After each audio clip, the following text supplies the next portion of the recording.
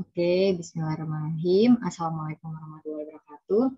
Jadi hari ini kita akan ada kelas sosiologi. Mungkin yang sebelumnya udah pernah join kelas aku juga ya, waktu itu bahas nilai dan norma sosial. Kali ini kita akan bahas tentang integrasi dan reintegrasi yang modulnya udah dikirim di grup. Oke, langsung kita share screen aja.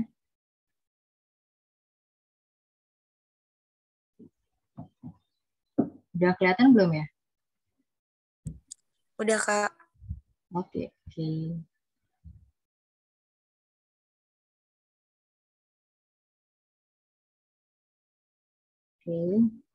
Sebelumnya aku perkenalan diri dulu. Nama aku Dinda Febrianti, asal SMA-nya dari Semarang MHT di Jakarta Timur. Sekarang mau semester 2 nih, lagi liburan gitu ya. Alhamdulillah keterima di akuntansi FEBUI. Gitu ya. Terus domisilinya, tempat tinggalnya sekarang di Jakarta Utara. Dan ini ada akun Instagram dan Telegram aku. Kalau misalnya nanti mau ada pertanyaan sekitar sosiologi atau tentang UI atau tentang akuntansi atau FEB, bisa banget kontak ke sini. Kalau misalnya nanti ada materi yang kurang jelas dan masih malu-malu ya kalau nanya di Zoom gitu ya, bisa langsung chat setelah kelas juga nggak apa-apa. Chat jam berapapun, kalau emang lagi on pasti dibalas. Oke, ada yang mau ditanya dulu nggak nih?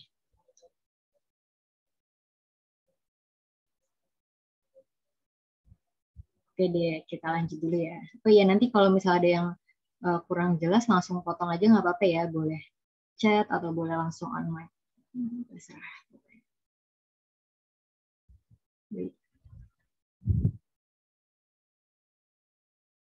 Oke, buat teman-teman yang lagi memungkinkan untuk on cam, bisa on cam ya.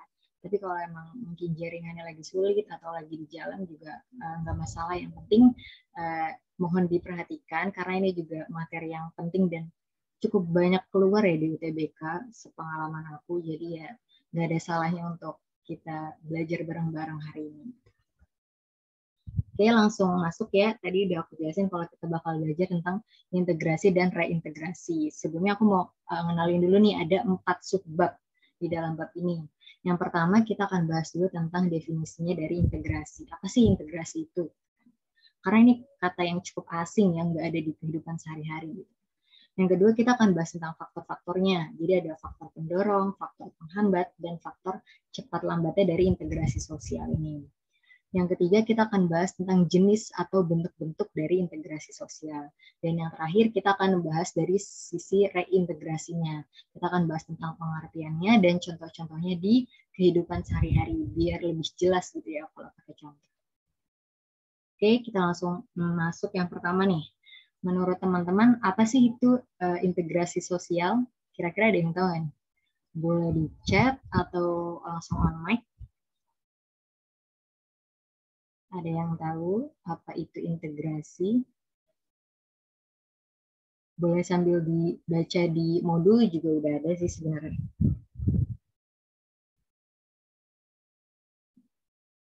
Ada yang mau on mic? Aku boleh nggak, Kak? Oh, boleh. Siapa nih? Ares. Oke, silakan. Ini aku bacanya di SKS ya, Kak? Nggak apa-apa kan? Iya, nggak apa-apa banget. Ya, bacain aja. Kalau di sini, integrasi sosial adalah proses penyesuaian unsur-unsur yang berbeda dalam kehidupan masyarakat. Gitu. Oke, berarti oke, makasih ya. Jawabannya udah benar banget nih. Berarti kan ada unsur penyesuaian dari unsur-unsur yang berbeda. Ini kata Alia di chat juga, penyesuaian, Kak. Benar ya? Jadi integrasi itu tentang penyesuaian, pembauran, seperti itu. Oke, langsung kita bahas aja. Nah, untuk definisinya kita harus tahu dulu nih, integrasi itu secara KBBI apa sih? Karena kan kita berpedoman sama KBBI ya. Nah, kalau menurut KBBI, katanya integrasi itu adalah pembauran sesuatu yang berbeda. Jadi ada banyak sesuatu yang berbeda terus dibaur, disatukan gitu. Nah, nanti pembauran ini akan menghasilkan kesatuan yang utuh dan bulat. Gitu. Nah, berarti dapat kita simpulkan secara keseluruhan kalau integrasi sosial itu adalah, tadi benar ya, proses penyesuaian unsur-unsur yang berbeda. Jadi di masyarakat itu kan banyak unsur-unsur yang berbeda ya. Nih, contohnya ada perbedaan ras, perbedaan etnis, perbedaan agama gitu ya. Apalagi di Indonesia beragam ya agamanya. Ada perbedaan bahasa juga, ada bahasa daerah banyak sekali gitu kan. Terus ada perbedaan kebiasaan, sistem nilai dan norma. Nah, perbedaan-perbedaan yang ada di masyarakat ini disesuaikan, dicoba untuk disatukan, dibaurkan ya apapun itu bahasanya ya. Dan nanti hasilnya adalah akan menjadi kesatuan yang utuh dan bulat gitu. Jadi kurang lebih ada banyak hal yang beda terus disatukan gitu. Itu arti dari integrasi sosial. Ada yang masih kurang jelas tentang pengertian dari integrasi? Boleh langsung tanya ya.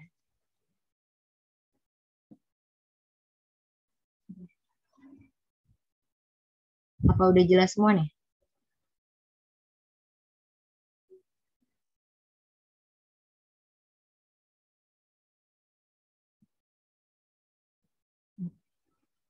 Jadi kalau mau nanya boleh langsung aja ya. Jadi ini aku anggap udah paham, jadi aku next dulu. Nanti kalau mau nanya tentang ini juga boleh. Oke, jadi selanjutnya kita akan bahas tentang syarat-syarat terwujudnya integrasi sosial. Nah, jadi gimana sih biar integrasi itu bisa terwujud gitu di lingkungan kita? Karena kan susah ya untuk menyatukan berbagai perbedaan yang ada gitu. Gimana sih syarat-syarat terwujudnya integrasi sosial? Kira-kira ada yang tahu nggak nih? Ini ada 7, ada 3 syarat-syaratnya, sorry. Kira-kira ada satu yang tahu nggak gitu dari teman-teman? Boleh langsung on mic ya. Atau mau di chat kayak Alia tadi juga boleh banget.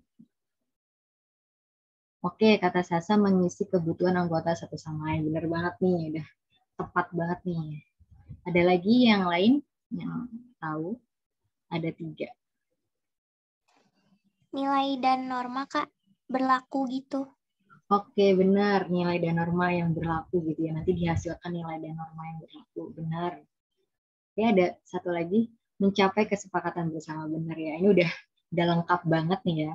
Tapi ini aku coba jelasin ulang. Nah, jadi yang pertama itu adalah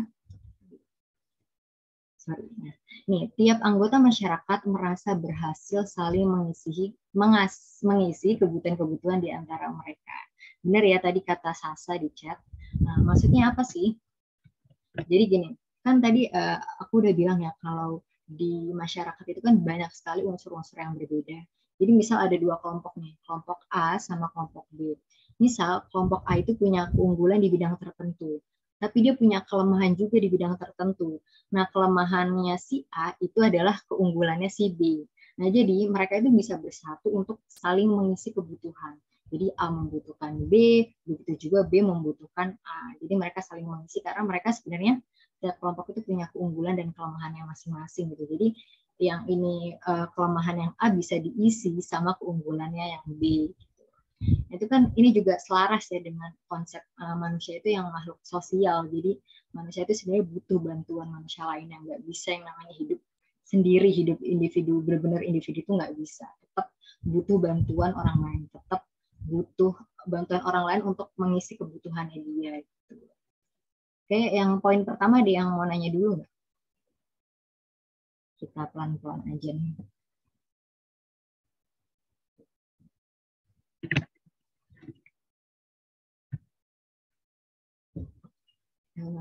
Oke, paham. Oke, lanjut ya. Yang kedua, terciptanya kesepakatan atau konsensus bersama. Benar ya, tadi yang dibilang sama Opi ya. Benar banget. Jadi, kenapa sih harus ada kesepakatan bersama?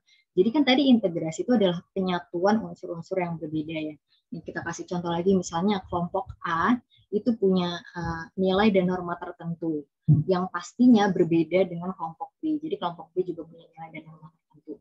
Nah, ketika mereka terjadi proses integrasi di antara mereka menyatu, pasti di sana harus ada kesepakatan, harus ada konsensus bersama untuk menghasilkan nilai dan norma yang baru gitu. Jadi nggak mungkin kan ketika ada 2 kelompok bersatu, tapi nilai dan normanya masih masing-masing gitu. Jadi ketika mereka bersatu, mereka berunding nih, mereka mengadakan kesepakatan gimana baiknya nih nilai dan norma yang akan berlaku gitu. Jadi mereka akan berdiskusi bareng-bareng biar kelompok A-nya enak, kelompok B-nya juga enak Jadi biar sama-sama enak gitu. Oke, lanjut yang ke C dulu. Nah, norma dan nilai sosial itu berlaku cukup lama, tidak mudah berubah dan dijadikan secara konsisten. Maksudnya apa sih? Ini masih nyambung sama poin yang kedua ya. Kan tadi dari mereka mengadakan kesepakatan, mereka menghasilkan nilai dan norma yang baru. Nah, nilai dan norma yang baru ini berlaku cukup lama, nggak mudah berubah. Kenapa? Karena ya ini udah hasil kesepakatan mereka. Jadi nggak ada nih yang mungkin satu orang pengen tiba-tiba ngerubah gitu. Nggak mungkin. Jadi kalaupun ada yang mau dirubah, itu harus disepakatin ulang, harus dirundingkan ulang gitu.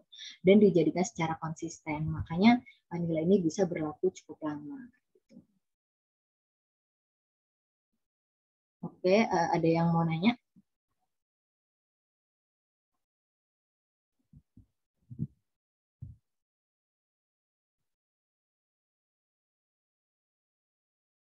Oh, ini ada OPI, Kak, berarti kalau kegiatan barter itu termasuk integrasi sosial ya.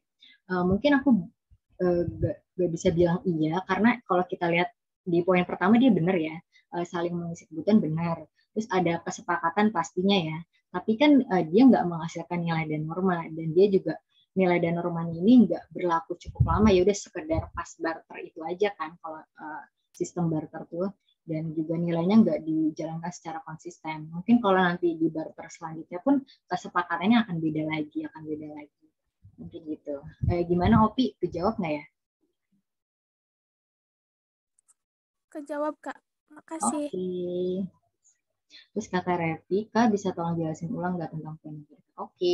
Jadi poin yang ketiga ini nyambung sama poin yang kedua. Kan tadi di kedua dibilang kalau ketika ada dua kelompok bersatu, mereka akan mengadakan kesepakatan untuk menghasilkan norma dan nilai yang baru. Nah, nanti nilai dan norma yang baru yang dihasilkan ini, dihasilkan dari hasil kesepakatan, itu akan berlaku lama gitu, periodenya akan berlaku lama, terus nilai dan normanya ini gak gampang diubah, karena ya itu udah hasil kesepakatan terbaik yang mereka sama-sama mau, mereka sama-sama setuju gitu kan. Jadi kalaupun mau dirubah, itu harus ada proses yang panjang, harus didiskusikan lagi, harus disesuaikan lagi, dan semua anggota kelompok itu harus setuju. Jadi makanya dia tidak mudah berubah, jadi nggak gampang. Misal satu orang pengen merubah langsung berubah, enggak gitu. Jadi kan ini menyangkut kepentingan orang banyak ya, jadi prosesnya itu bakal panjang gitu kalau nilai dan normanya ini mau dirubah gitu. Dan dia dijadikan secara konsisten ya, makanya dia bisa berlaku cukup lama karena dijalankannya secara konsisten. Jadi nilai dan norma baru itulah yang akan dipakai sama anggota-anggota kelompoknya. Mungkin gitu. Gimana Revi, kejawab nggak ya atau masih bingung?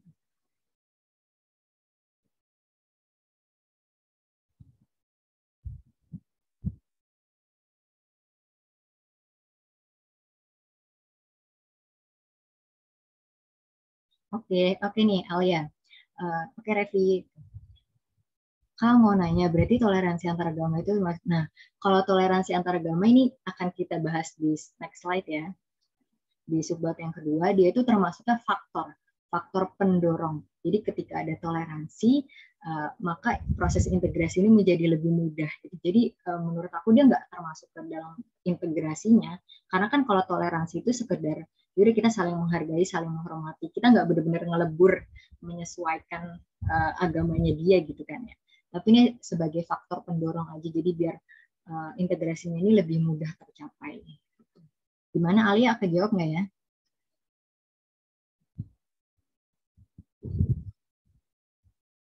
Oke, ini Fernando, kenapa raise hand? Oke, Alia. Kak izin bertanya. Ya, boleh. Salah satu contoh dari integrasi sosial itu seperti apa, Kak? Oke, nanti ini mungkin boleh kita dicontohkan nggak? Oke, boleh deh sekarang, nanti juga akan dibahas di sini. Jadi mungkin contoh yang gampangnya itu gini nih, kalau di Indonesia kan banyak suku, banyak budaya, banyak agama gitu kan. Tapi itu tuh sebenarnya bisa disatukan dengan yang namanya Bhinneka Tunggal Ika, disatukan dengan yang namanya Pancasila, disatukan dengan yang namanya dan pedoman-pedoman lainnya gitu ya. Jadi ketika ya walaupun mereka berbeda-beda, tapi pedomannya tetap satu gitu, tetap Bhinneka Tunggal Ika, tetap Pancasila gitu. Jadi itulah proses integrasinya, dan itu juga sudah sesuai hasil kesepakatan se-Indonesia Raya ya, karena kan ya sudah didiskusikan ya pada zaman dulu penjajahan dan lain-lainnya gitu. Dan itu juga nilai itu udah berlaku cukup lama dan bertahan sampai sekarang gitu, udah berapa tahun lamanya gitu, dan nggak mudah dirubah karena ya itu bentuknya sakral gitu ya. Dan ya kalau mau dirubah harus didiskusikan ulang gitu, harus dikaji ulang. Gimana Fernando ya tadi? Kejawab nggak ya? Oke Kak, terima kasih sudah menjawab. Kita next dulu ya. Oke, soalnya berikut tidak termasuk syarat terwujudnya integrasi. Ada yang mau jawab? Aku, Kak. Oke, boleh. Siapa nih? Alia ya? Ya. Apa Alia jawabannya? D. Norma dan nilai sosial yang dihasilkan mudah untuk diubah. Oke, D ya. Kita simpan. Ada lagi yang mau jawab apa nih di chat nih? Oke, D. Kata Bani. Iya, Kak, Dek. Oke, kita next ya. Bener kan? Oke, jawabannya benar ya. Berarti udah paham nih. Kita bahas yang A. Ini benar ya. Tadi kan ada di poin pertama, saling mengisi kebutuhan. Terus ini poin keduanya. Dan ini poin ketiga, dapat bertahan lama gitu dalam jangka waktu yang lama secara konsisten. Terus yang D ini salah kenapa? Karena bukan mudah, tapi sebenarnya sulit untuk diubah ya. Terus yang E ini benar, konsisten, dan makanya dia bisa bertahan lama karena dijalankannya secara konsisten. Ada yang mau ditanyain dulu? Udah cukup jelas ini ya harusnya. Oke, kita next dulu ya. Nah ini yang nomor 2. Berikut merupakan contoh integrasi sosial di masyarakat adalah, ini bisa contoh integrasinya atau bentuk faktornya gitu. Pokoknya yang mana nih yang kira-kira bentuk integrasi gitu. C, Kak. C. C, Kak. Oke, C semua ya. Oke, benar ya.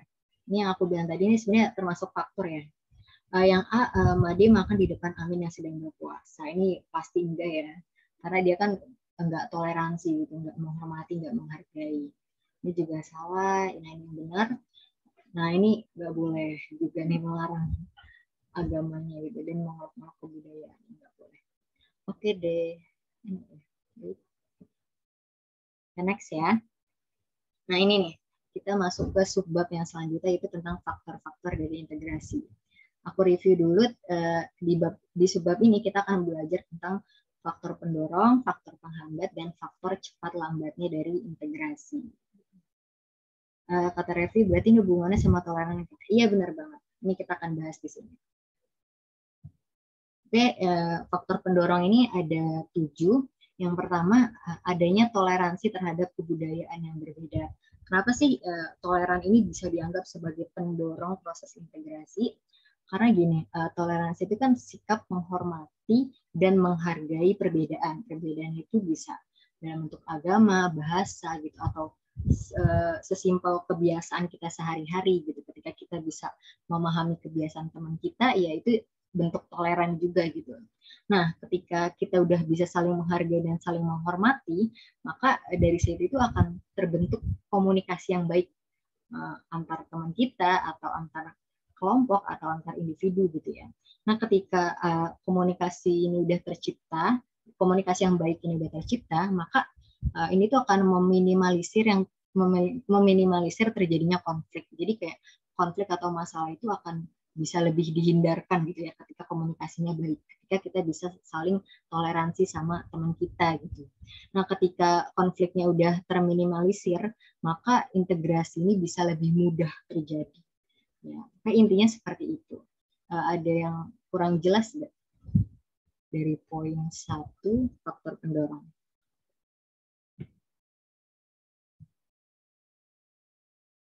Oke, Zahra.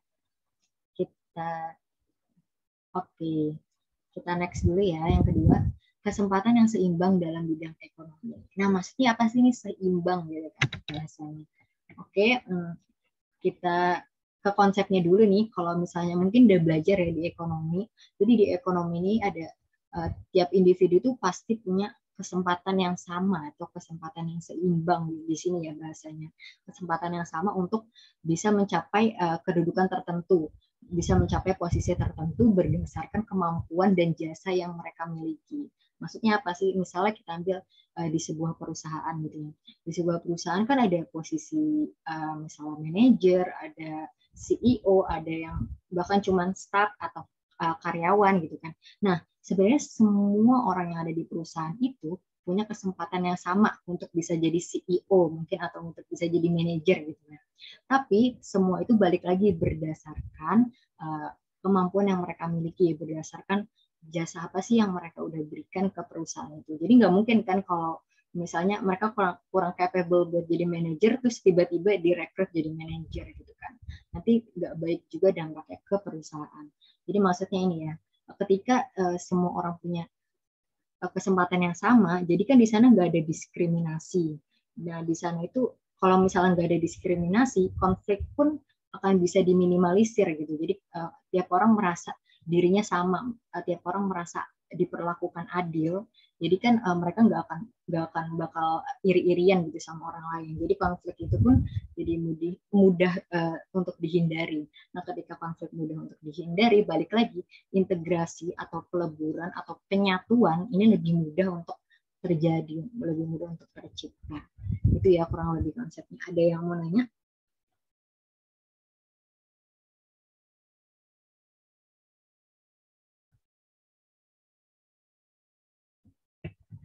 Oke, bentar aku kirim link absen dulu ya.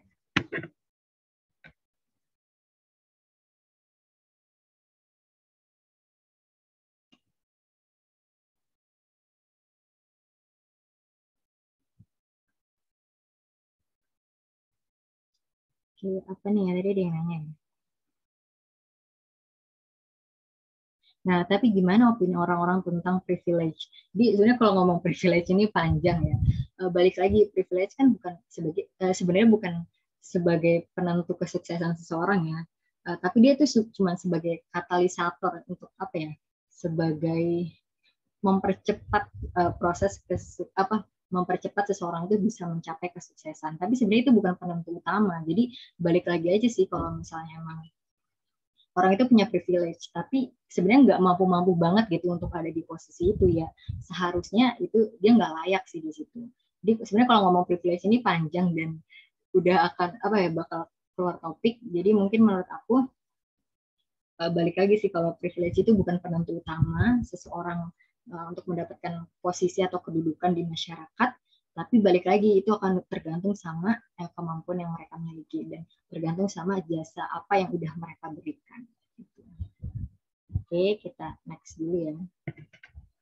Nah, yang ketiga ini faktor pendorongnya adalah adanya sikap positif terhadap kebudayaan lain. Nah, maksudnya apa sih? Jadi gini, ketika kan namanya integrasi ini kan peleburan, misalnya ada dua kebudayaan gitu, ada peleburan di sana, ada penyesuaian unsur-unsurnya di sana gitu kan. Jadi ketika kelompok A ini punya pandangan yang positif sama kelompok B, prasangkanya itu selalu baik gitu, hubungannya baik. Berarti kan nanti proses penyatuannya menjadi lebih mudah ya. Beda halnya dengan kalau misalnya A ini punya seuzon gitu sama kelompok B, punya prasangka yang buruk terus sama kelompok B, pasti mereka lebih sulit ya untuk digabungkan, lebih sulit untuk dibaurkan. Jadi ya itu maksudnya adanya sikap positif atau pandangan positif terhadap kebudayaan lain, maka integrasi ini bisa lebih mudah tercapai. Oke, yang keempat adanya sikap terbuka dari golongan yang berkuasa. Nah, kalau berkuasa di sini tuh mungkin bisa kita ambil contohnya kayak pemerintah atau pihak mayoritas. Jadi ketika orang-orang yang berkuasa ini terbuka, maksudnya nggak ada yang diumpet-umpetin ya gitu. Jadi kalau misalnya bikin kebijakan, bikin suatu nilai, bikin suatu norma, gitu semuanya berdasarkan hasil diskusi, nggak ada yang ditutup-tutupin gitu. Maka semua orang tuh jadi punya prasangka yang baik. Semua orang tuh jadi lebih terbuka. Gitu. Nah, ketika semua orang udah menjadi lebih terbuka, orang-orang yang merasa dirinya minoritas pun jadi lebih kayak keajak gitu loh. Jadi mereka dianggap ada sama orang-orang yang berkuasa atau yang mayoritas ini. Jadi ketika itu terjadi, ya integrasi ini lebih mudah untuk dilakukan. Oke, kita next dulu. Nanti ditanya di akhir aja. Oh, oke. Alia, Raisen. Oke, Alia boleh. Golongan yang berkuasa ini contohnya seperti apa ya, Kak? Oke, tadi berkuasa itu bisa dari pemerintah, bisa dari golongan mayoritas, atau misal kalau ada suatu kelompok gitu kan pasti ada petinggi-petingginya atau ya pasti ada kepala-kepalanya, itu bisa dibilang golongan yang berkuasa atau mayoritasnya gitu. Gimana Alia? Paham, Kak? Oke, next dulu ya. Yang kelima, adanya kesamaan dalam unsur-unsur budaya. Ini jelas ya. Jadi ketika jadi ketika misalnya ada kebudayaan A sama kebudayaan B. Nah, kebudayaan A sama kebudayaan B ini banyak nih unsur yang sama. Jadi kan pasti lebih mudah ya untuk digabung. Jadi yang bedanya itu cuma dikit aja gitu. Jadi ya mereka lebih mudah untuk membaur karena sama-sama memiliki kesamaan gitu lah. Mungkin punya visi yang sama, punya misi yang sama, jadi lebih mudah untuk dilakukan proses integrasi atau proses penyesuaian atau proses pembauran.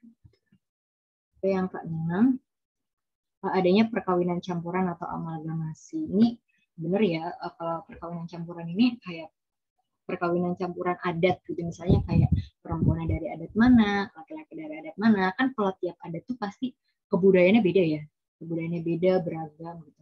Nah, ketika ada perkawinan campuran, mereka bergabung nih, mempelai pria dan wanita.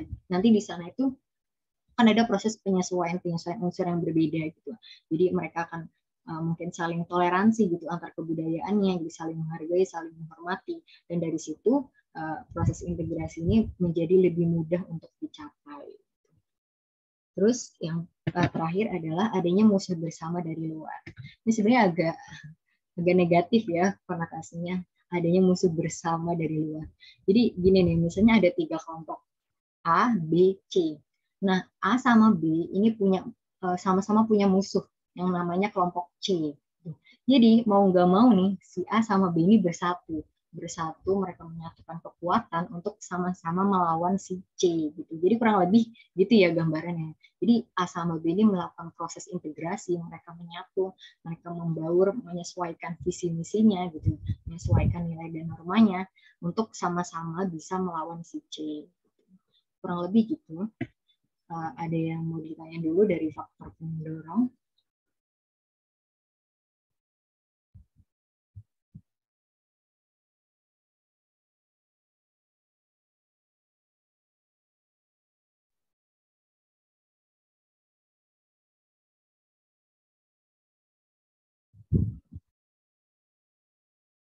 Oke, aku next dulu kali ya. Nanti kalau ada yang mau nanya boleh.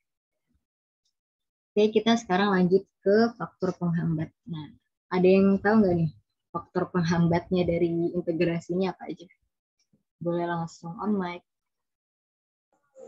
Merasa kebudayaannya lebih baik mungkin, Kak? Oke, benar banget ya. Tadi siapa yang jawab? Alia. Oke, Alia. Benar ya, merasa kebudayaannya lebih baik. Jadi kayak yang lain lebih aja gitu ya. Oke, ada lagi yang mau jawab? Adanya ketimpangan sosial dan ekonomi.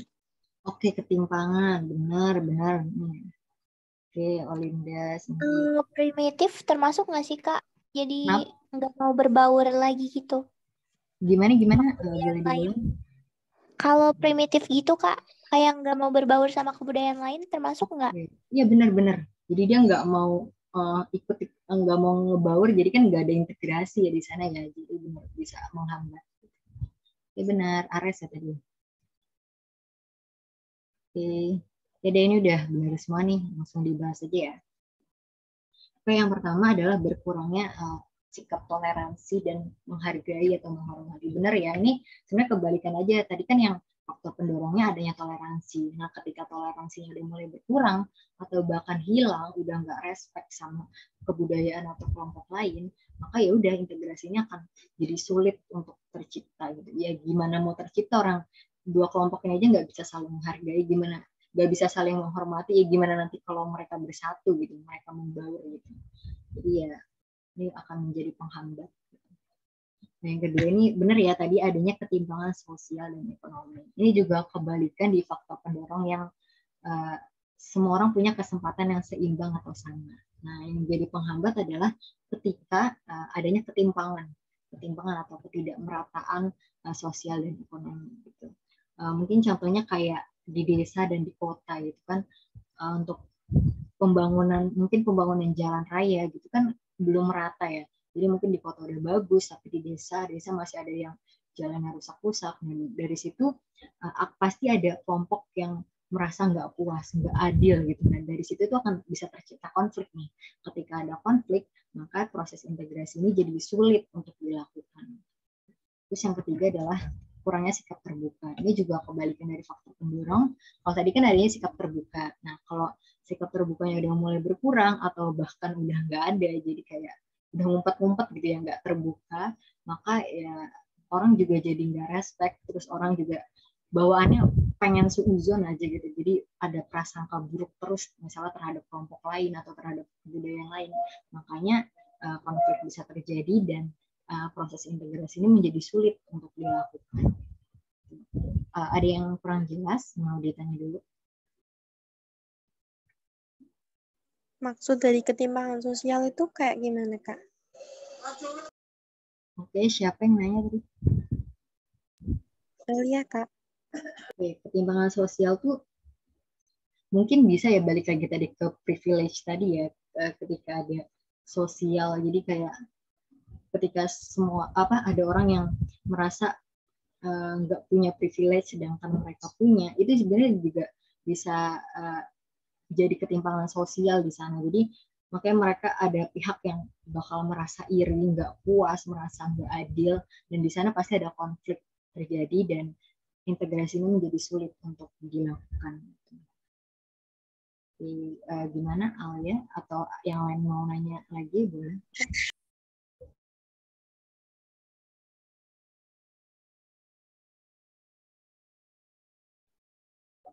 Oke, benar banget nih kata Ares. Iya, iya bisa, bahkan bisa kriminalitas juga. Iya benar banget nih, udah keren-keren banget nih Bani sama Ares. Thank you ya.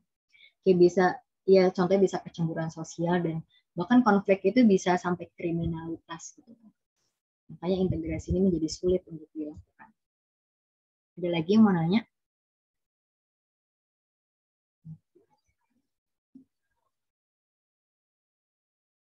Oke, kita next dulu ya. Setelah itu adalah oke, Ares, faktor cepat lambatnya integrasi. Sorry, ini harusnya C ya, bukan B. Jadi ada nih beberapa faktor yang mempengaruhi integrasi ini bisa lebih cepat atau bahkan lebih lambat untuk dilakukan. Yang pertama itu adalah homogenitas kelompok. Nah, maksudnya apa sih? Homogenitas ini kan unsur yang sama gitu ya. Kan balik lagi ke definisi dari integrasi adalah kita menyatukan unsur-unsur yang beda. Jadi ketika suatu kelompok atau antar kelompok atau antar individu itu lebih banyak kesamaannya, lebih homogen, maka integrasi ini lebih mudah untuk dicapai. Jadi istilahnya yang harus disatuin, yang harus disesuaikan tuh unsurnya nggak banyak gitu. Jadi karena kan yang sama udah banyak, yang beda jadi lebih sedikit kan. Jadi yang disesuaikan itu jadi lebih sedikit. Jadi integrasi ini akan lebih mudah tercapai, akan lebih cepat tercapai. Gitu. Nah, yang kedua adalah besar kecil kelompok. Jelas ya. Jadi ketika ada kelompok yang ukurannya atau jumlah anggotanya itu lebih kecil, lebih sedikit, jadi proses integrasi ini lebih mudah untuk dilakukan. Contohnya gini, misalnya ada ketua kelas, ada 2 kelas nih. Yang kelas pertama muridnya cuma 5 orang. Yang kelas kedua muridnya ada 30 orang. Nah, lebih mudah mana nih untuk menyatukan yang 5 orang apa 30 orang? Coba, menurut kalian gimana? Yang 5 orang ya? Ya benar. Oke, jadi gitu ya maksudnya dari yang poin kedua. Jadi semakin kecil satu kelompok, maka akan lebih mudah proses integrasi tercapai. Karena untuk menyatukannya ketika banyak anggota gitu ya, berarti kan perbedaannya makin banyak. Jadi yang disatukan tuh juga makin banyak. Jadi makin sulit, makin lambat.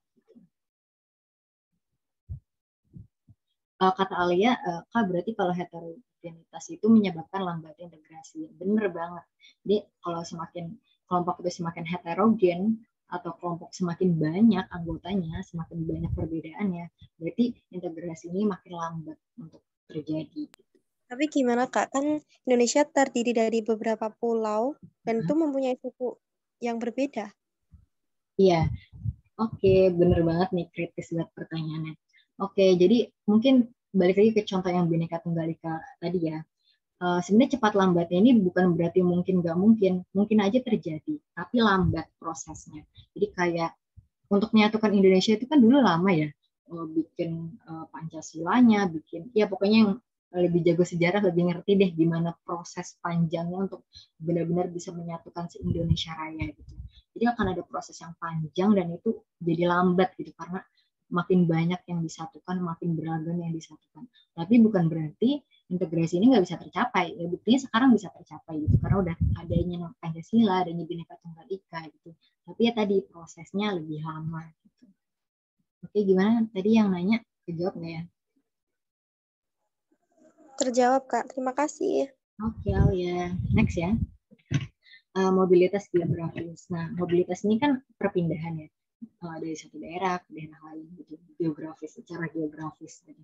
Maksudnya apa sih? Jadi ketika suatu kelompok itu tingkat mobilitas geografisnya makin rendah atau makin sedikit yang sering datang dan pergi, makin sedikit yang pindah-pindah gitu, pindah-pindah daerah, maka proses integrasi ini menjadi lebih cepat tercapai.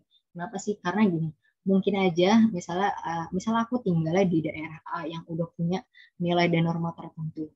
Ketika aku melakukan mobilitas geografis ke daerah B, nah nanti di sana aku akan dapat nilai dan norma yang baru yang berlaku di daerah itu. Nah, ketika aku kembali ke daerah A, bisa aja aku udah mulai mengadopsi nilai dan norma yang ada di daerah B tadi. Jadi makin beragam dah tuh perbedaannya gitu kan. Jadi proses integrasinya ini menjadi lebih sulit untuk dicapai. Jadi ketika banyak yang datang dan pergi, banyak yang ke daerah lain gitu. Jadi integrasinya lebih sulit tercapai.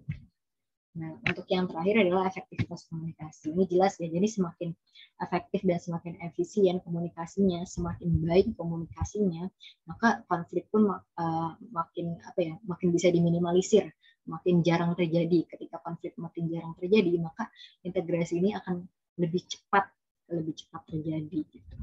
Oke, ada yang masih kurang jelas untuk faktor cepat lambatnya integrasi?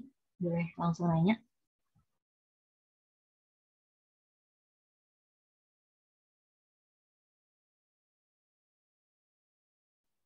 Oke, iya benar Ade, semakin banyak perpindahan semakin lambat, benar ya. Oke, boleh yang mobilitas ya. Jadi mobilitas itu kan kayak proses perpindahan. Jadi misalnya tadi ya dari daerah A ke daerah B gitu. Misalnya aku aslinya di daerah A, aku udah punya nilai dan norma sendiri di daerah A gitu, yang udah hasil kesepakatan gitu ya. Nah, ketika aku melakukan mobilitas geografis, misal ke daerah B gitu, cukup lama gitu ya mungkin di sana kan juga di daerah B ada nilai dan norma yang berlaku juga kan di sana dan mungkin aja berbeda sama yang di daerah A gitu. Nah, terus ketika aku di daerah B berarti kan aku harus mengikuti nilai dan norma yang di sana gitu kan. Nah, mungkin pas aku balik lagi ke daerah A, aku udah mulai mengadopsi nilai-nilai yang ada di daerah B tadi. Jadi ya tadi jadi proses integrasinya itu jadi lebih banyak perbedaan, jadi lebih susah untuk dilaksanakan integrasi tadi. Oke, gitu.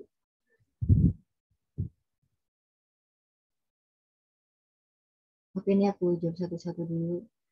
Evaluasi nih, homogenitas kelompok itu apa? Maaf karena baru masuk. Oke, nggak apa-apa. Jadi homogen tuh lawannya heterogen ya. Jadi kayak homogen banyak unsur-unsur yang sama. Jadi semakin homogen suatu kelompok, semakin banyak unsur yang sama. Berarti kan perbedaannya makin sedikit. Jadi lebih mudah atau lebih cepat integrasi itu terjadi. Kurang lebih seperti itu. Oke, efektivitas. Jadi gini, ketika komunikasi, jadi kan untuk bisa membaur dua kelompok berbeda gitu ya, itu kan pasti dibutuhkan komunikasi, dibutuhkan diskusi, kesepakatan bersama gitu. Jadi ketika komunikasi yang dijalankan antar keduanya itu lebih efektif, lebih efisien, gitu. Dan apa ya, kayak langsung to the point, nggak kemana-mana, dan komunikasinya pun juga baik gitu, efektif, efisien, dan baik, maka konflik itu akan lebih bisa diminimalisir gitu. Karena mereka punya komunikasi yang baik gitu kan. Jadi konfliknya itu akan lebih jarang terjadi gitu. Ketika konfliknya lebih jarang terjadi, maka proses integrasi atau penyesuaian atau pembauran ini akan lebih cepat untuk dilaksanakan, akan lebih cepat untuk terjadi. Lalu seperti itu. Oke, aku next dulu ya. Takut nggak cukup nih waktu. Oke, kita ke soal dulu nih. Berikut merupakan faktor penghambat dari integrasi sosial. Yang mana nih? Ada yang mau jawab? Semua benar.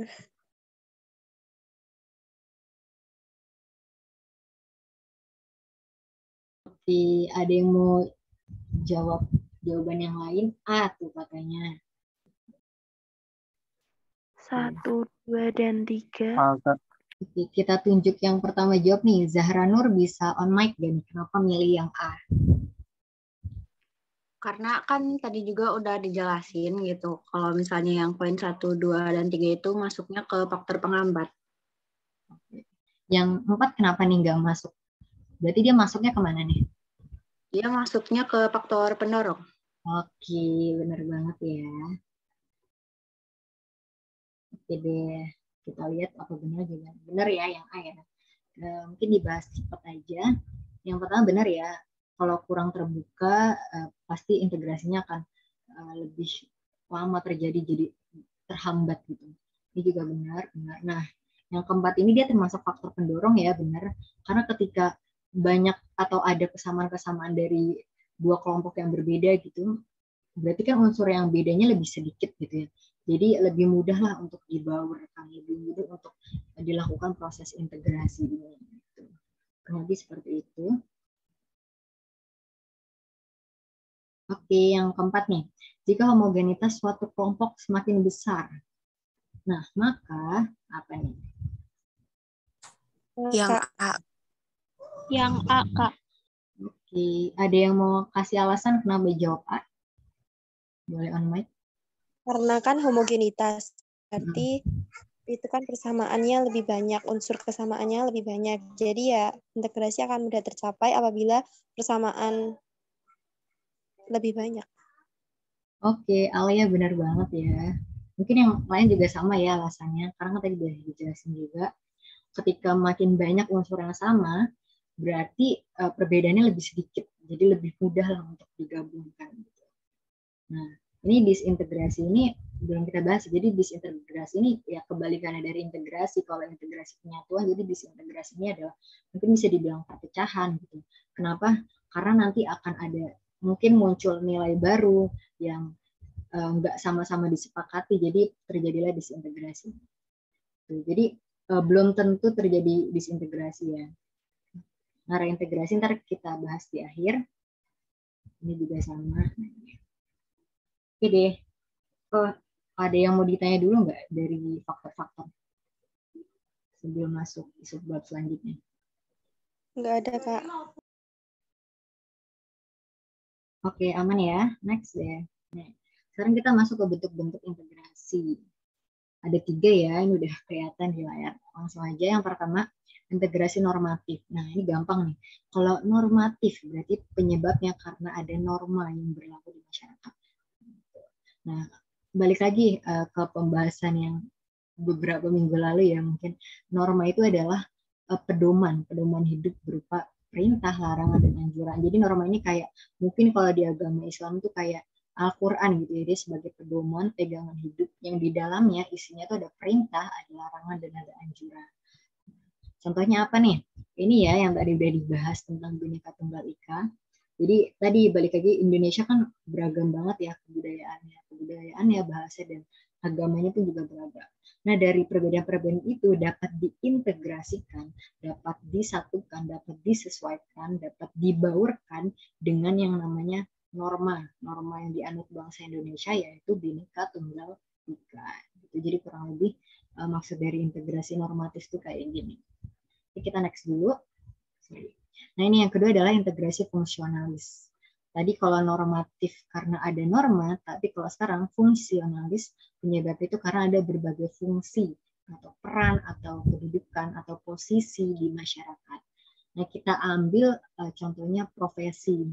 Kan di Indonesia juga banyak nih profesi, atau di lingkungan sekitar kita aja lah deh. Banyak kan profesinya di lingkungan keluarga gitu. Ada yang jadi guru, dokter, pedagang, pelaut, petani, dan lain-lain. Nah, ketika tiap unsur profesi ini bisa berperan atau menjalankan perannya sesuai fungsinya masing-masing, dan mereka juga bekerja sama. Nah, contoh bekerja samanya apa sih? Misal kayak ada pedagang makanan seafood. Nah, jadi kan dia butuh kerjasama nih sama pelaut, sama nelayan gitu kan, untuk bisa dapat ikannya gitu, bisa untuk dapat ikan yang segar gitu. Jadi di sana ada proses kerjasama antara profesi yang berbeda. Jadi ketika ada proses kerjasama, maka integrasi ini bisa tercipta. Gitu. Kurang lebih gitu, fungsionalis. Dan yang terakhir adalah integrasi koersif atau paksaan.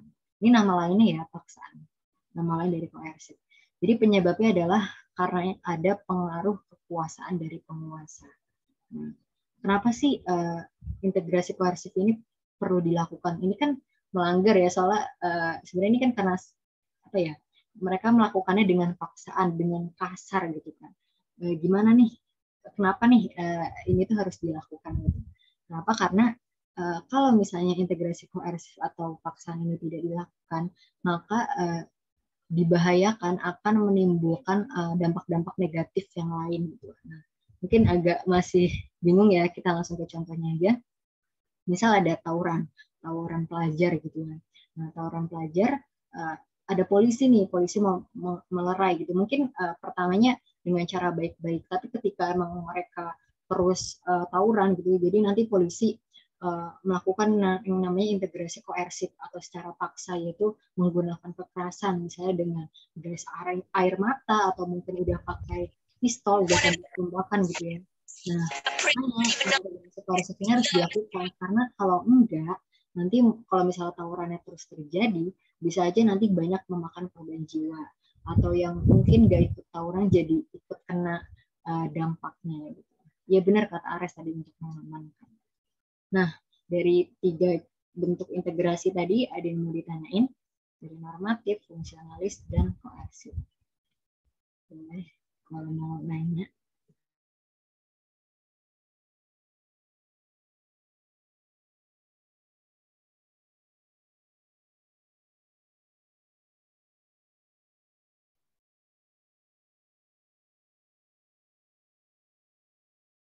Oke, yang fungsionalis ya. Oke, boleh. Nah, ini. Nah, fungsionalis ini, yang namanya fungsionalis, berarti dia penyebabnya karena adanya berbagai macam fungsi di masyarakat. Fungsi ini maksudnya bisa kedudukan, bisa posisi gitu. Nah, kita ambil contohnya di sini tuh tentang profesi gitu. Di Indonesia kan banyak ya profesinya. Bahkan di lingkungan keluarga kita pun banyak. Misalnya ada yang bapaknya jadi dokter, ibunya jadi guru gitu kan, macam-macam ya. Nah, jadi ketika perbedaan-perbedaan ini, ketika perbedaan profesi ini berperan sesuai dengan fungsi mereka masing-masing, dan mereka juga bekerja sama ini aku ulang ya, contohnya misalnya tadi ada pedagang seafood, berarti kan dia harus bekerja sama pelaut, sama nelayan untuk bisa dapat ikan yang segar. Jadi ketika dua profesi atau dua fungsi ini saling bekerja sama, maka di sana akan tercipta yang namanya integrasi gitu. Kak, contoh lain dari integrasi fungsionalis apa ya? Oke, sedang.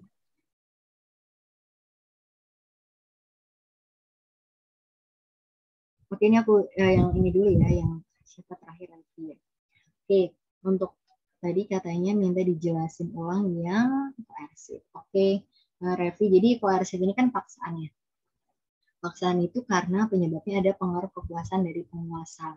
Nah, penguasa itu ya bisa siapa aja ya. Dan kenapa sih koersif ini harus dilakukan? Karena kan ini sifatnya paksaan. Sifatnya nggak baik ya, malah mungkin bisa menimbulkan konflik gitu kalau paksaan. Ya, kenapa harus dilakukan? Karena bisa aja kalau koersif ini nggak dilaksanakan, ini akan muncul dampak-dampak negatif yang lainnya. Contohnya tadi kalau misalnya ada tawuran antar warga gitu kan, mereka kalau misalnya nggak dilerai gitu, nggak dipisahin, ya mungkin nanti bakal memakan korban jiwa gitu. Jadi akan banyak dampak-dampak negatif lain yang muncul. Jadi mau nggak mau nih harus secara paksa. Jadi kayak misalnya polisi nembakin gas air mata atau udah mulai pakai senjata gitu ya. Jadi itu mungkin kalau lebih secara prinsip. Gitu.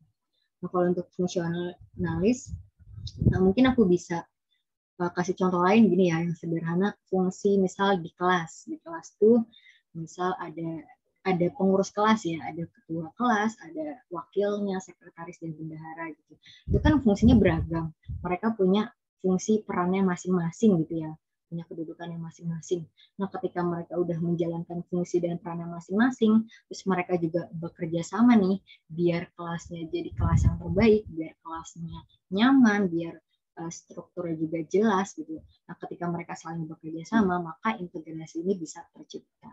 Jadi mereka kan menyesuaikan unsur-unsur yang beda, mereka bersatu untuk satu visi yang sama, misalnya biar kelasnya itu jadi baik, biar wali kelasnya senang gitu kan.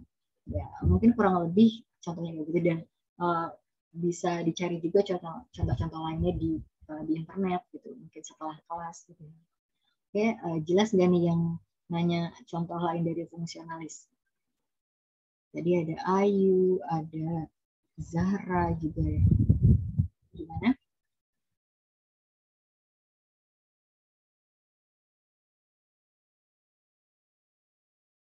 Oke, kita next ya. Nah, mungkin ini kita langsung lanjut dulu ke reintegrasi. Dikit aja kok ini. Oke, reintegrasi. Nah, menurut teman-teman, apa itu reintegrasi dan apa sih bedanya sama integrasi? Ada yang mau jawab? Boleh di chat, boleh langsung on mic.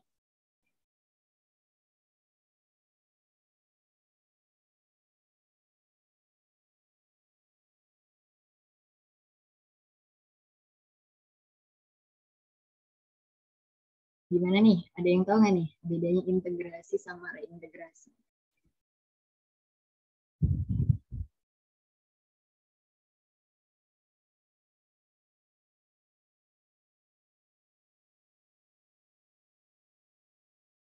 Ada yang bilang kebalikan. Gimana nih? Pada setuju nggak nih? Oke, katanya bilang dilakukan setelah disintegrasi, Kak. Kalau di buku, wih mantap nih. Zahra rajin baca buku ya. Oke, gimana yang lain? Integrasi ulang. Nah, mungkin ada kata re-nya ya, jadi integrasi ulang. Oke, ini udah so far udah benar ya, pembentukan nilai baru. Dulunya pernah konflik lalu terjadi pembauran. Oke, udah mantap banget. Benar ya, kurang lebih tuh pengertiannya kayak gitu. Upaya untuk kembali ke kepercayaan sosial, budaya norma-norma. Oke. Jadi yang lebih tepat itu ini ya, yang dulunya pernah konflik. Jadi langsung lanjut aja ke slide selanjutnya. Nah, definisi dari reintegrasi. Jadi reintegrasi sosial ini merupakan upaya yang membutuhkan waktu yang cukup lama untuk membangun kembali kepercayaan sosial setelah terjadi disintegrasi sosial. Benar ya? Jadi yang tadi jawab kebalikan dari integrasi itu kurang tepat, karena kebalikan dari integrasi itu namanya disintegrasi. Nah, reintegrasi ini mungkin simpelnya itu pengertiannya gini. Jadi kelompok itu udah pernah menjalankan proses integrasi. Terus tiba-tiba terjadi konflik, tiba-tiba terjadi disintegrasi. Nah, disintegrasi ini bisa terjadi ketika misalnya ada perubahan yang tiba-tiba dan menimbulkan konflik gitu. Ketika mereka terjadi disintegrasi, mereka pecah kan. Nah, ketika mereka pecah, nah upaya untuk menyatukan kembali, upaya untuk membangun kembali kepercayaan mereka biar jadi integrasi lagi, itu namanya proses reintegrasi. Jadi benar ya, jadi reintegrasi ini terjadi setelah disintegrasi. Ya benar, kurang lebih gini ya kata Ares. Jadi integrasi, disintegrasi, terus reintegrasi.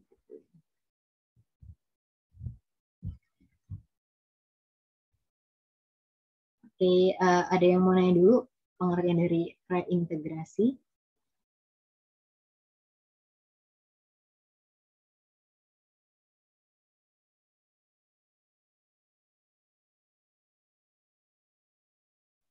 Oke, sebelumnya mau jawab pertanyaan Lala dulu ya.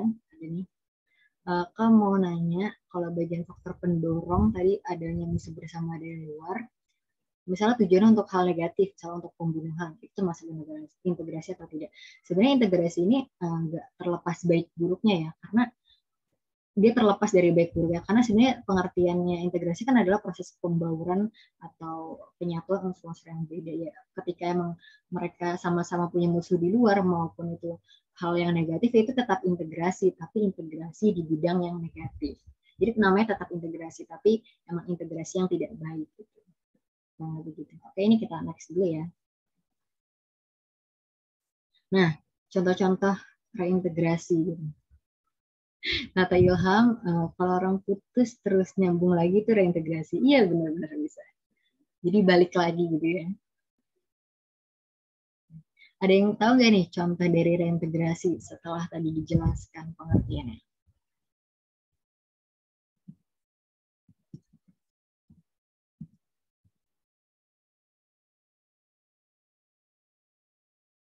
Oke, apa nih?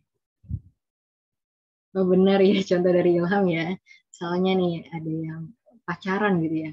Kan tadinya mereka sama-sama orang asing gitu. Sama-sama orang asing, punya kehidupan masing-masing, terus mereka bersatu. Di sini ada terjadi proses integrasi gitu.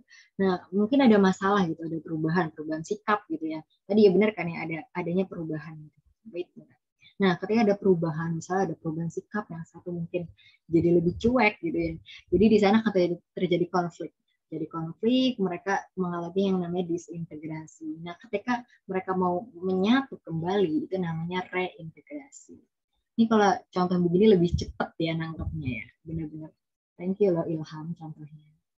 Oke. Ada lagi nggak nih yang mau ngasih contoh lain selain Ilham?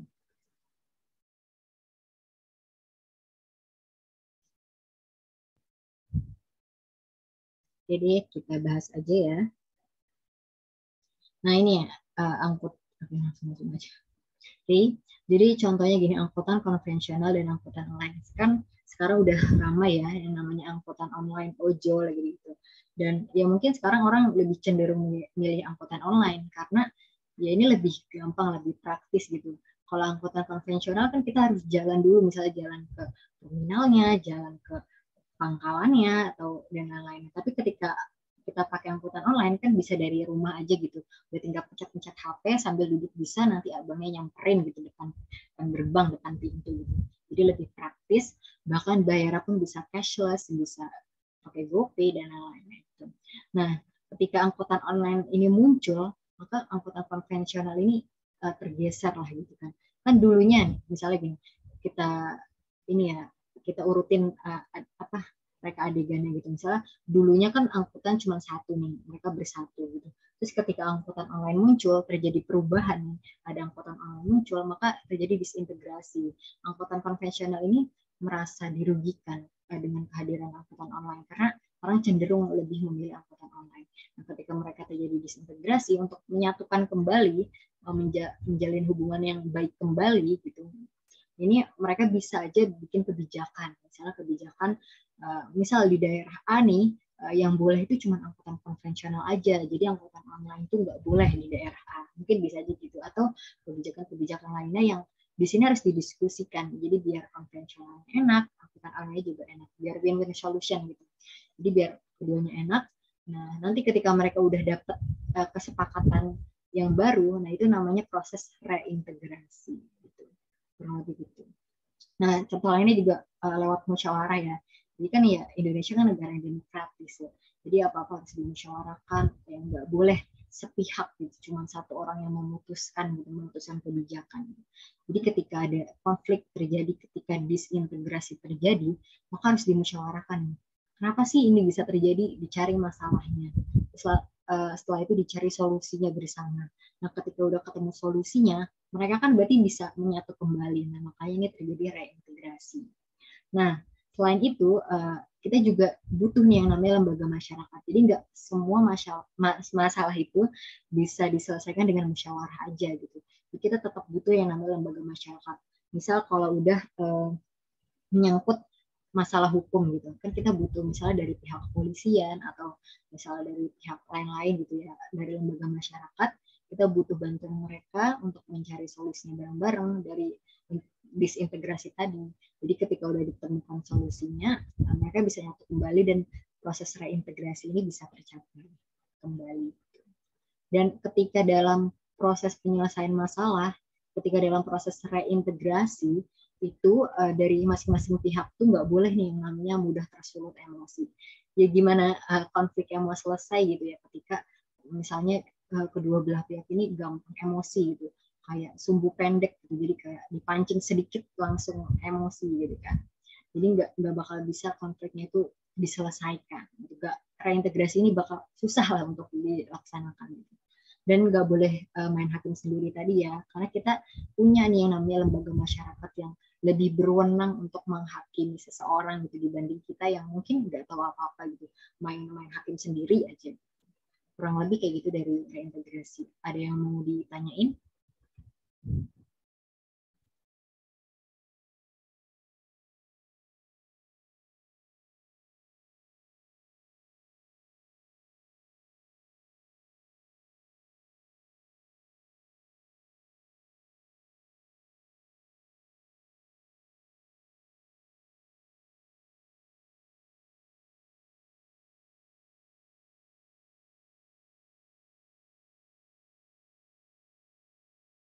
Oke, Torik ya. Katanya yang keempat. Oke.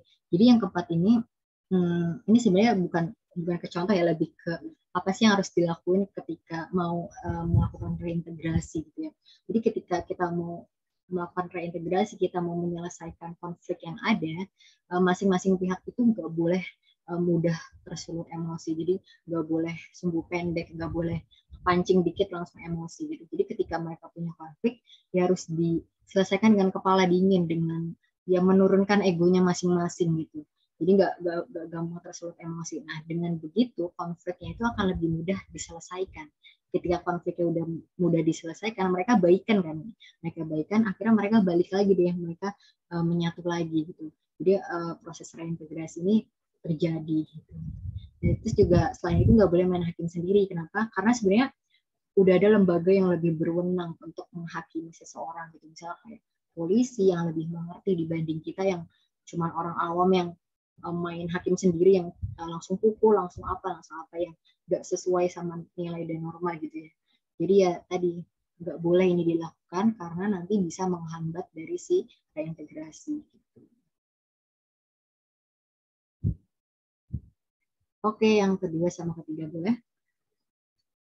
Jadi yang kedua ini bisa contoh bentuk dari reintegrasi ya, musyawarah. Kenapa? Karena kan Indonesia ini negara yang demokratis. Jadi apa-apa harus diselesaikan secara bersama gitu kan, harus didiskusikan gitu.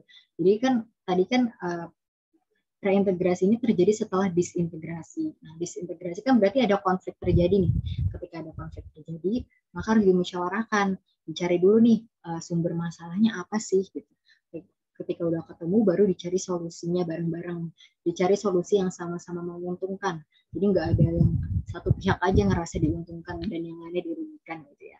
Nah, ketika udah ketemu solusinya, ya udah solusi itu akan dilaksanakan dan proses reintegrasi ini terjadi. Jadi mereka akan menyatu kembali, jadi reintegrasi. Nah, kalau yang ketiga, lembaga masyarakat. Jadi penjelasannya sama kayak yang tadi. Nggak semua masalah itu bisa diselesaikan dengan musyawarah aja gitu. Jadi kita butuh bantuan dari lembaga masyarakat, misal dari pihak kepolisian atau mungkin lembaga masyarakat yang terdekat, misal kayak RT RW gitu. Jadi kita butuh bantuan mereka yang lebih paham, lebih mengerti gitu untuk menyelesaikan masalah yang ada gitu. Misal biar kita nggak semena-mena gitu, nggak main hakim sendiri. Jadi kita butuhlah bantuan dari si lembaga masyarakat ini untuk menyelesaikan masalah yang ada dan biar proses reintegrasi ini bisa terjadi. Gimana Revi? Ya Revi kan yang mau nanya. Ada yang mau nanya lagi?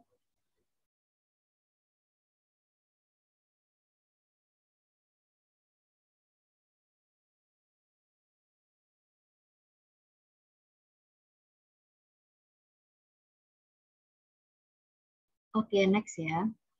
Nah, nomor 5 nih, proses membangun kembali kepercayaan sosial di masyarakat merupakan pengertian dari, ada yang mau jawab? Kak. Siapa tadi yang jawab? Alia. Oke, kenapa Alia yang A?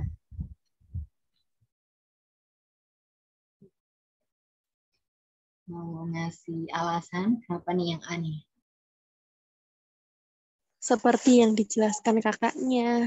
Oke, benar banget. Ini ya reintegrasi yang membangun kembali. Kembali. Nah, kalau integrasi salah ya, udah jelas salah. Disintegrasi juga salah. Nah, untuk yang normatif koersif ini tuh bentuk dari integrasi. Jadi dia bukan pengertian dari reintegrasi. Oke, udah cukup jelas kayaknya. Yang terakhir, berikut cara yang dapat dilakukan dalam proses reintegrasi sosial, kecuali. Yang mana nih kira-kira nih? Yang D, Kak. D, Kak. Oke, benar ya? Kan koersif. Oke, kenapa? Karena tadi musyawarah ya, udah dijelasin. Terus juga lembaga masyarakat udah, yang tidak mudah tersulut emosi juga udah. Terus yang kenapa sih nggak boleh dilakukan secara koersif ya? Karena nanti konfliknya itu akan lebih sulit untuk dipecahkan. Gitu ya, Kak? Kenapa? Koersif paksaan. Iya, benar. Terus ya kita juga nggak boleh main hakim sendiri. Begitu. Oke, ini udah kelar slide-nya. Ada yang mau nanya sebelum kita quizzes nih? Kok tahu-tahu udah habis. Iya, yang nggak kerasa ya. Udah mau jam 9 nih. Gimana, ada yang mau nanya-nanya dulu? Sampai 8.45 deh. Ini nggak ngebahas tentang konflik ya, Kak? Oh, enggak. Biasanya Kenapa? Biasanya kan kalau integrasi berhubungan dengan konflik. Iya, bener ya.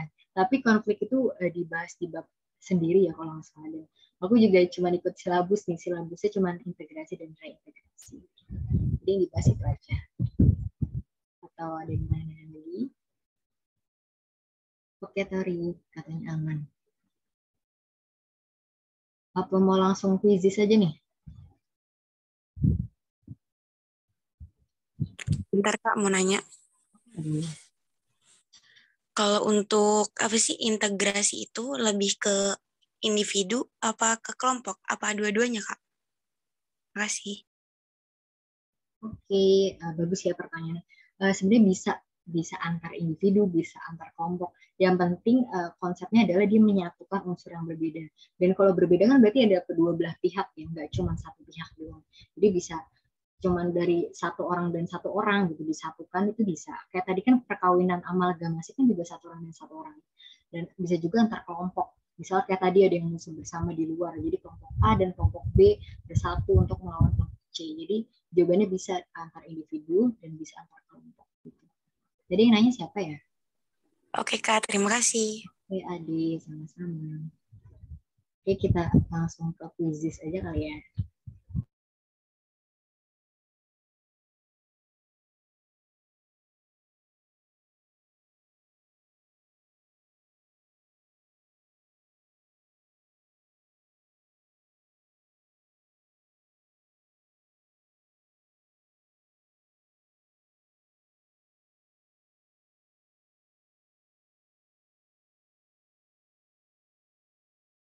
Udah kelihatan belum ya? Boleh langsung join ya.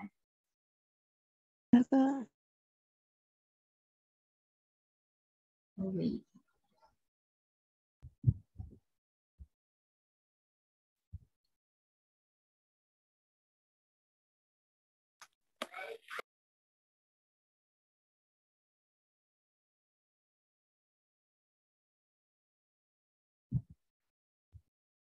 Bisa join nggak ya kalian?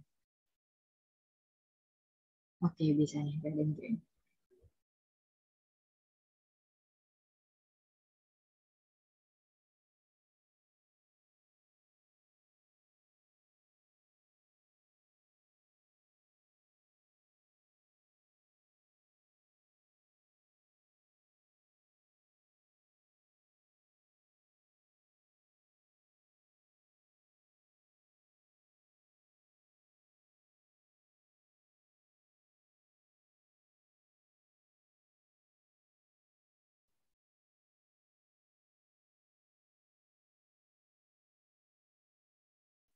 kita mulai 848 kali ya. Sambil nunggu yang lain.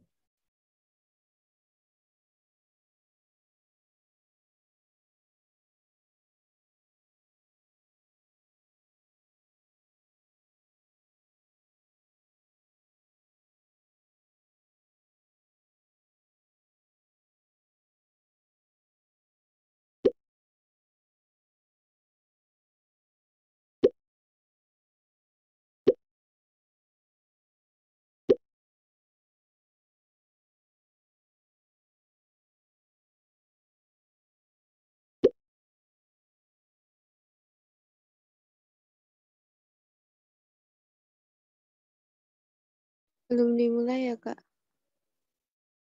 Iya, kita mulai 848 ya. Nunggu teman-teman yang lain.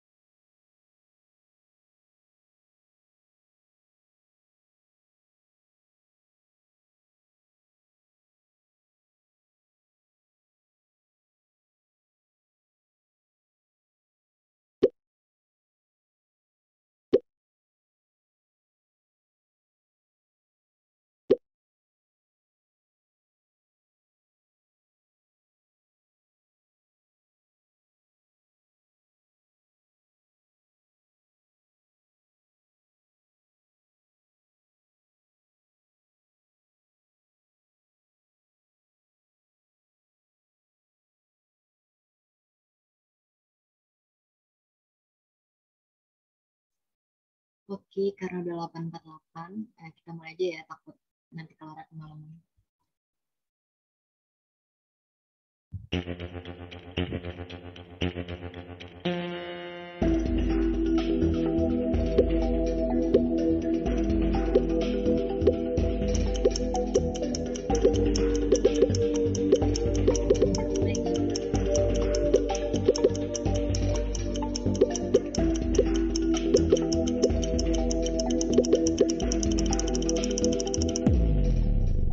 Oke, ada yang belum jawab nih. Wah, siapa nih? Putariani, Hansu, Zahan. Oke, kita bahas dulu ya. Nah, penggunaan kekerasan saat membubarkan masa demonstrasi merupakan contoh integrasi apa nih jawabnya nih? Koersif. Koersif, Kak. Ya, secara paksa ya. Jadi kalau normatif kan karena ada norma di masyarakat, contohnya tadi yang Bhinneka Tunggal Ika. Fungsional tuh karena ada beragam fungsi di masyarakat, contohnya tadi kayak profesi atau tadi contoh barunya yang di kelas gitu ya, ada ketua kelas, bendahara dan lain-lain. Nah, reintegrasi ini beda ya, dia bukan integrasi, dia beda dari integrasi. Oke, ada yang mau ditanya dulu? Nomor 1.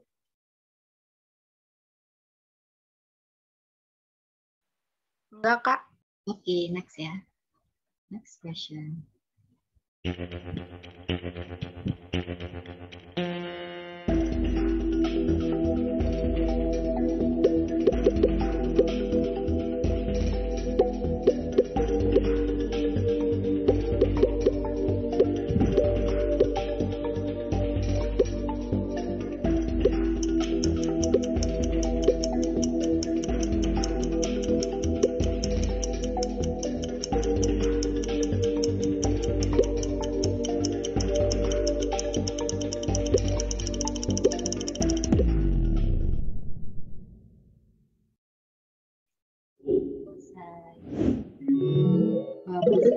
Putariani, Hansu, dan Di.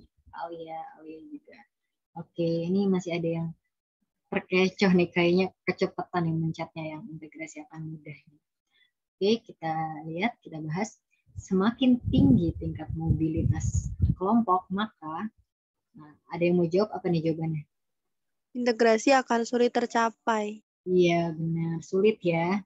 Mungkin yang tadi jawab yang mudah terjadi nih, keburu-buru yang mencetnya. Tadi kan aku ngejelasinnya kalau mobilitasnya rendah, maka integrasinya mudah tercapai. Ini kebalikannya, kalau mobilitasnya tinggi, maka integrasinya sulit tercapai. Begitu. Ada yang mau nanya dulu?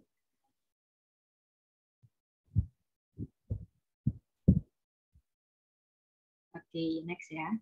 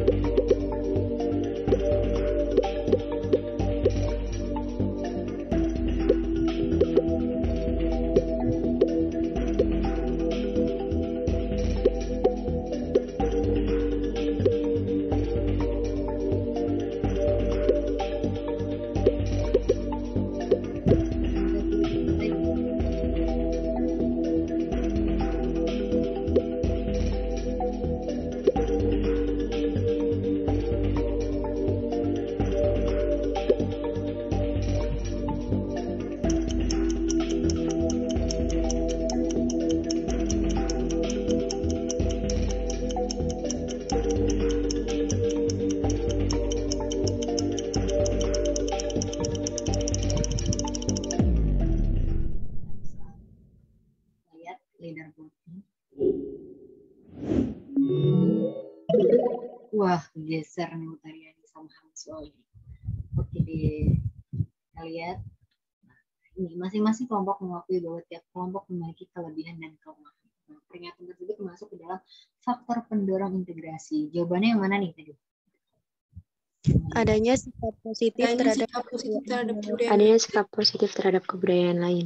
Ya, ini sebenarnya kalau dilihat semua faktor pendorong ya, berarti bisa kemungkinan semua benar nih. Tapi kan kita lihat lagi masing-masing kelompok ini mengakui bahwa dia mengakui nih, misal kelompok lain tuh juga punya kelebihan, kita juga punya kekurangan. Jadi kita sama-sama mengakui kelompoknya sendiri punya kelebihan dan kekurangan, kita juga mengakui kalau kelompok lain pun juga punya kelebihan dan kekurangan.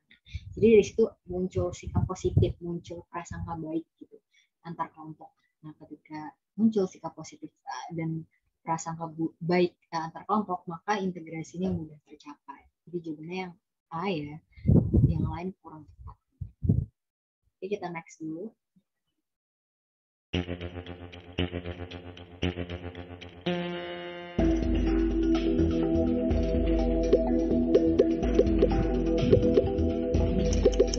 Hormat.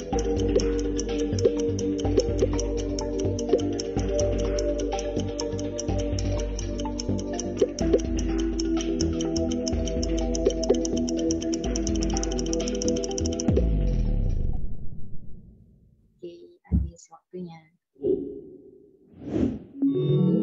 Oke, wah masih bertahan nih Hamsul. Mantap. Oke, kita lihat integrasi normatif dapat terjadi karena adanya, ini jelas ya kan, normatif.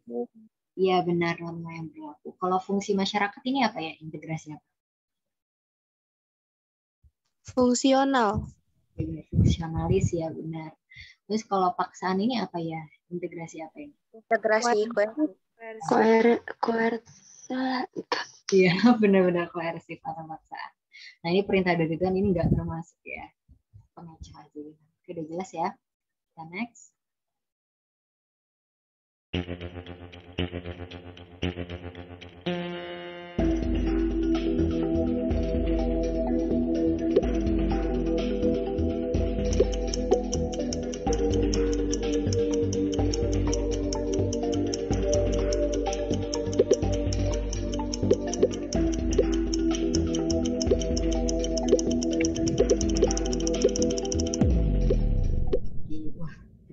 Jawab nih, kecepatan kali ya. Wah, kegeser lagi nih sama Utaria nih. Nah, ini oke. Unsur perbedaan apa saja yang akan disatukan? Ini benar semua ya, bisa ras, bisa etnis, bisa agama, dan bisa kebiasaan. Karena ya pokoknya unsur apa aja yang beda itu akan disesuaikan, akan disatukan, akan dibaurkan untuk jadi untuk terjadi proses integrasi. Nah, ada yang mau nanya dulu nggak nih dari pertanyaan terakhir? Bisa dijelasin etnis itu apa, Kak? Oke. Lebih jelasnya. Apa? Tadi siapa yang nanya? Halo. Tadi siapa yang nanya? Alia, Kak. Oke, Alia. Ya tadi dijelasin kalau etnis itu suku bangsa ya. Jadi ketika di Indonesia kan banyak ya suku bangsa ya. Ada beribu-ribu yang mungkin ya. Dan itu kan berbeda-beda. Tiap suku bangsa punya ciri khas masing-masing, punya kebudayaan masing-masing gitu. Dan ya ketika unsur-unsur yang beda itu disatukannya tadi berarti pakai integrasi normatif yang Bhinneka Tunggal Ika, ya maka itu akan terjadi integrasi. Gitu. Jelas nggak ya Alia? Katanya suku sama etnis itu berbeda, Kak. Oh iya, tapi ya yang aku bisa cari bentar. Iya, kelompok etnis atau suku bangsa adalah suatu golongan atau kelompok manusia yang anggota-anggotanya mengidentifikasikan dirinya dengan sesamanya. Biasanya bisa dari garis keturunan, terus bisa dari sejarahnya, geografisnya. Bedanya kenapa tuh yang kamu baca? Lupa, Kak, makanya nanya. Oke, nanti mungkin aku bisa baca-baca ulang, kalian juga bisa cari-cari ya. Tapi yang sejauh ini aku tahu ya itu pengertian. Mungkin nanti habis kelas ini bisa dicari-cari lagi buat nambah wawasan. Oke, ada lagi yang mau nanya?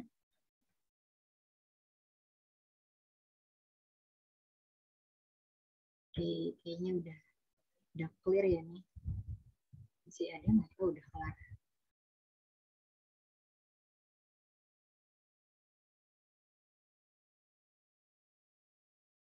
Sebentar. Kita lihat nih. Oke, yang satu ada Utariani, ada Hansul, dan ada Nina. Oke.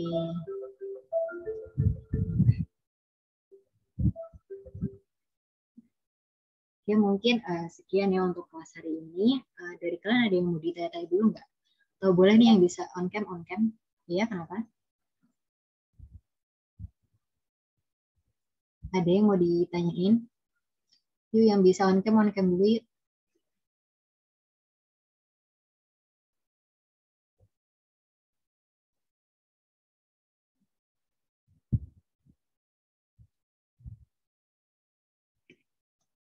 Oke deh. Oke, sambil mungkin ada yang mau on cam, jangan lupa absen ya. Ntar aku kirim ulang. Oke, sambil closing, jangan lupa absen, terus jangan lupa nanti materinya dibaca-baca lagi. Ini akan videonya juga, recordingnya akan diupload di YouTube-nya Sandal Ilmu, jadi bisa ditonton ulang. Ya nggak apa-apa yang nggak bisa on cam ya. Jadi selamat belajar, semangat terus, semangat yang kelas 10, 11, apalagi kelas 12 yang mau UTBK, semoga semuanya dilancarkan, semoga ilmu malam ini bermanfaat dan bisa kepakai seterusnya. Oke, kalau ada yang mau nanya-nanya lebih lanjut bisa DM aku di dinda.tw. Oke, boleh nanya apapun, kalau misalnya bisa jawab pasti akan dijawab. Ya mungkin sekian pelajaran kita hari ini. Sampai jumpa di Zoom selanjutnya. Wassalamualaikum warahmatullahi wabarakatuh. Waalaikumsalam. Terima kasih, Kak. Terima kasih. Terima kasih, Kak. Makasih, Kak. Iya.